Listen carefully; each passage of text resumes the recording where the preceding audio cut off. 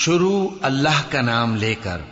جو بڑا مہربان نہایت رحم والا ہے۔ سورج کی قسم اور اس کی دھوپ کی، اور چاند کی جب وہ اس کے پیچھے چلے، اور دن کی جب وہ اسے روشن کر دے، اور رات کی جب وہ اسے چھپا لے، اور آسمان کی اور اس ذات کی جس نے اسے بنایا، اور زمین کی اور اس ذات کی جس نے اسے پھیلایا، اور نفس انسانی کی اور اس کی جس نے اسے درست کر کے بنایا۔ پھر اس کو بدکاری سے بچنے اور پرہیزگار بننے کی سمجھ دی